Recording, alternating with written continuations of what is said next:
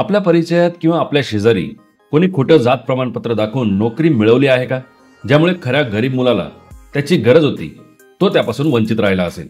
मित्रांनो, हे फक्त ऐकायला सध्या येत नाहीये, तर सरकारनं या गोष्टीवर आता थेट कार्यवाही करण्याचा निर्णय घेतला आहे. हे प्रकरण नेमकं काय आहे आणि खऱ्या गरीब आणि मागासवर्गीय विद्यार्थ्यांचं काय? संपूर्ण व्हिडिओ शेवटपर्यंत नक्की बघा, कारण ही माहिती तुमच्या भविष्याशी जोडलेली आहे. भारत देशामध्ये आरक्षण हा फक्त राजकारणाचा विषय नाही. हे सामाजिक न्याय आणि समानतेचं एक महत्त्वाचं साधन आहे. शेकडो वर्ष मागासलेले समाज, ज्यांना शिक्षण, नोकरी यासारख्या मूलभूत गोष्टींपासून दूर ठेवलं गेलं, त्यांनाच पुढे आणण्यासाठी, त्यांना संधी देण्यासाठी आरक्षणाची संकल्पना संविधानामध्ये मांडली गेली, ज्याचा मुख्य उद्देश होता अन्याय दूर व्हावा, संधी मिळावी आणि खऱ्या अर्थाने समता, बंधुता, न्याय हे मूल्य समाजात रुजावं. आता अनुसूचित जातींचं आरक्षण म्हणजे काय ते थोडक्यात समजून घेऊ. भारत सरकारने मागासवर्गीय समाजाला दोन प्रमुख गटांमध्ये ओळखलं आहे. पहिला SC म्हणजे शेड्यूल कास्ट आणि दुसरा ST शेड्यूल ट्राईब. आज शिक्षण, सरकारी नोकऱ्या आणि राजकारण या सर्व ठिकाणी SC वर्गासाठी ठराविक टक्केवारीने जागा राखीव ठेवण्यात आलेल्या आहेत. पण या जागा खऱ्या हक्कदारांपर्यंत पोहोचाव्यात यासाठी सरकार नियम लावते आणि जर चुकीचं प्रमाणपत्र घेऊन अशा जागांवर हक्क सांगितलं गेला असेल तर आता थेट कार्यवाही होणार आहे. मित्रांनो, काही दिवसांपूर्वी राज्याचे मुख्यमंत्री श्री देवेंद्र फडणवीस यांनी विधान भवनात एक महत्त्वाचं वक्तव्य केलं आहे. त्यांनी सांगितलं की काही लोक फसवून शेड्यूल्ड कास्टचे प्रमाणपत्र बनवून घेत आहेत आणि त्या बेसवर त्या कास्टसाठी मिळणारे रिझर्वेशनचा फायदा देखील घेत आहेत. माननीय सर्वोच्च न्यायालयाने एक निर्णय दिला आणि या निर्णयामध्ये त्यांनी हे स्पष्ट केलेलं आहे की शेड्यूल कास्टचं आरक्षण हे केवळ हिंदू, बौद्ध आणि शीख हेच घेऊ शकतात.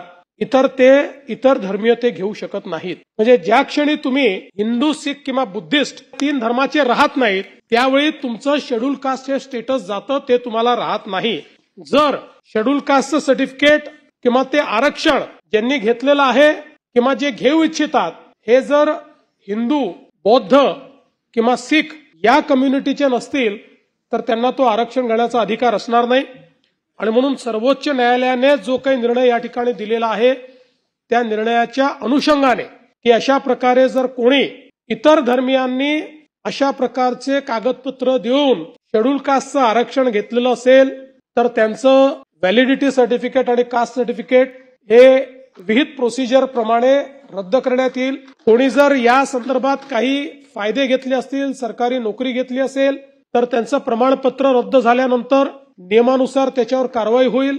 कोणी जर खोट्या सर्टिफिकेटच्या आधारावर किंवा अशा प्रकारे सर्टिफिकेट मिळवून त्या ठिकाणी निवडणूक लढवली असेल तर त्याही संदर्भात ते सर्टिफिकेट रद्द झाल्यानंतर त्यांची निवडणूक रद्द करण्याची या ठिकाणी कायद्यातच तरतूद आहे. त्यामुळे ते देखील केलं जाईल आणि या संदर्भात अधिक इफेक्टिव्ह कारवाई काय करता येईल त्याचा देखील विचार राज्य सरकार करेल. म्हणूनच ही फसवणूक थांबवण्यासाठी राज्य सरकार आता कडक निर्णय करणार आहे. याचाच अर्थ आता चुकीचे SC प्रमाणपत्र घेतल्यास ते तात्काळ रद्द करण्यात येईल. जर त्या आधारावर नोकरी मिळाली असेल तर ती नोकरी सुद्धा काढून घेतली जाईल. जर निवडणूक जिंकली असेल तर ते देखील रद्द केलं जाणार आहे. चुकीचं प्रमाणपत्र देऊन जो काही पगार किंवा सुविधा मिळवल्या असतील त्या सुद्धा परत मागवल्या जातील आणि जे काही अधिकारी यासाठी जबाबदार असतील त्यांच्यावर सुद्धा कार्यवाही होणार आहे. धर्मांतर करून पुन्हा खोटं प्रमाणपत्र घेऊन ते दाखवणाऱ्यांवर आता गुन्हा दाखल होणार आहे.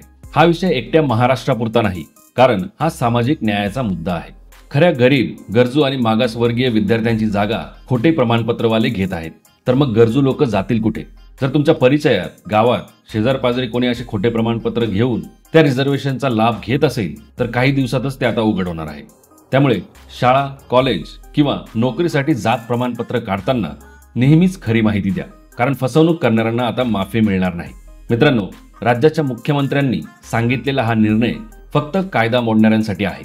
आपण सर्वांनी सुद्धा ही माहिती पसरवली पाहिजे. म्हणूनच हा व्हिडिओ शेअर करा. तुमचे मत या व्हिडिओच्या कमेंटमध्ये नक्की सांगा.